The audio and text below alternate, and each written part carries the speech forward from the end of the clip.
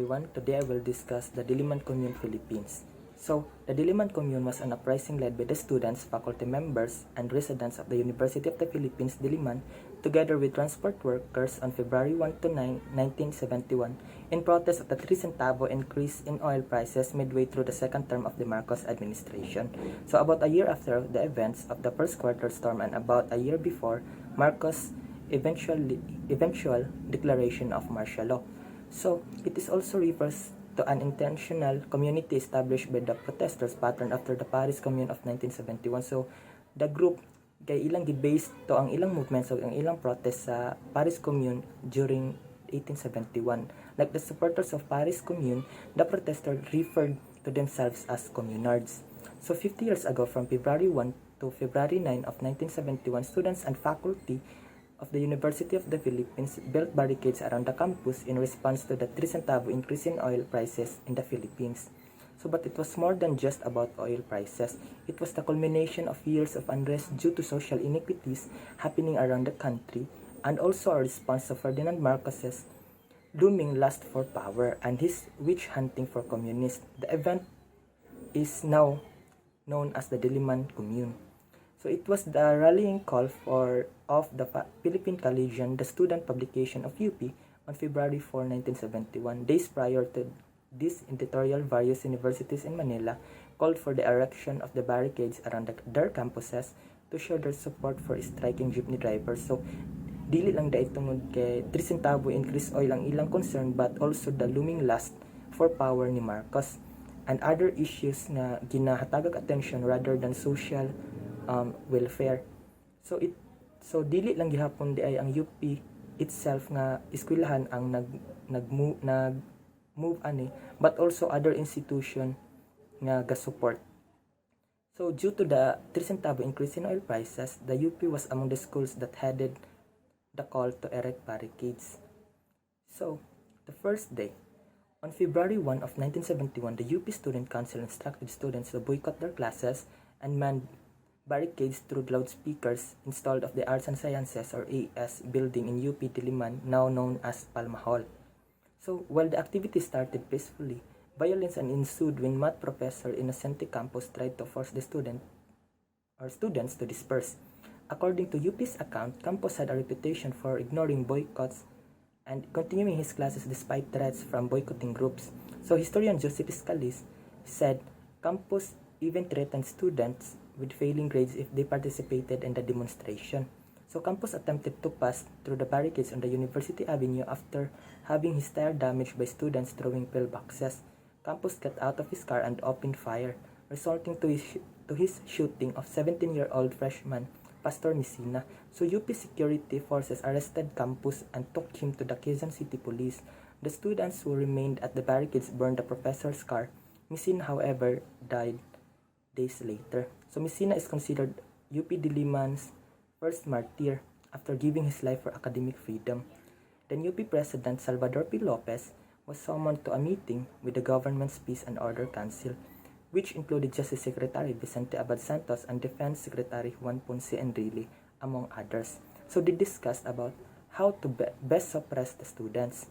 The council decided to allow the forced entry of the police into the campus, but Lopez protested, citing a prior agreement with then Quezon City Mayor Norberto Amoranto to keep city police out and leave policing to UP security forces.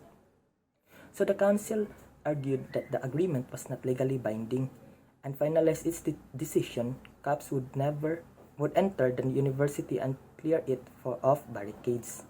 So Enrile said if the mayor refused to allow police deployment into the campus of the Philippine Constabulary or Metrocom, predecessor of the Philippine National Police, would take over the City Hall. So as Metrocom entered the campus, hundreds of students ran to the AS building and barricaded the area around with chairs, tables, benches, and bulletin boards. Police arrested more than 18 students. So this is when the growing disorder heightened. So let's proceed to the second day.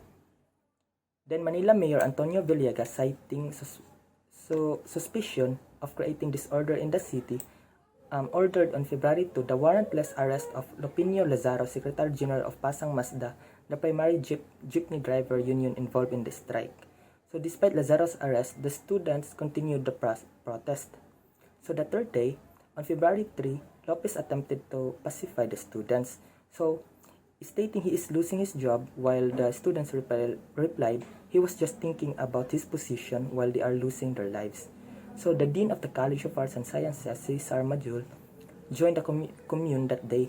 So mass communication students took over radio station DZUP and named it to Malayang Radio ng Diliman, Free Radio of Diliman. So they broadcast blow-by-blow updates of the commune and progressive propaganda. So the remaining days, on February 4, the students even broadcast tapes said to be of President Marcos making love to American actress Dovie Beams. So ABS-CBN carried the broadcast nationwide to the immense humiliation of Marcos. So from February 5, the threat of police invasion receded, but the tension went for days until students began voluntarily taking down the barricades on February 9. So major fires and explosion broke out. However, during the barricade takedowns, although it is unclear whether they were carried out by provocators, students opposing the lifting, or as a final action by the communards or the occupying students. So 3 days after the barricades were removed, the Malayang Komunidad ng Diliman published the final issue of Bandilang Pula. It claimed students took down the barricades in exchanging for the following demands. First, ang ilang ginademand kay ang gasoline price rollback, guarantee against any military police invasion of the campus. Third, justice for Pastor Messina, free use of DZUP radio, free use of UP press, and also including the prosecution and dismissal of Innocente Campos, investigation of the UP security police, the prosecution and dismissal of all officials who collaborated with the military invasion. All students with connection with military or intelligence must disclose their connections.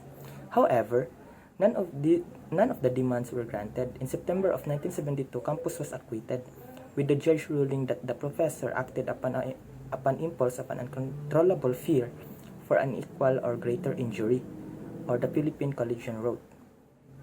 Marcos declared martial law a week later. It took 10 years before student leader Sonia Soto and Enrile signed the 1982 accord that prevented state forces from entering any of the UP campuses in 1989. UP-DND Accord succeeded the earlier agreement, which was born out of the struggle against the Marcos dictatorship. And now, the conclusion: despite the commune taking place half of a century ago, it bears similarities with the state university's relationship with law enforcers today. So for one, the demand to defend academic freedom remained unwavering. So ga-exist gyapon na siya karon na the students will always protest if ever na ay mga social problems nga wala ginhatagag attention sa government. So it became a key event in defining the culture of student activism in University of the Philippines up until now. So the Diliman Commune is but a part of the long tradition of student activism of the university. And as long as the government remains unresponsive to the needs and welfare of the people, student activism and civil unrest will always be there to demand accountability. That would be all.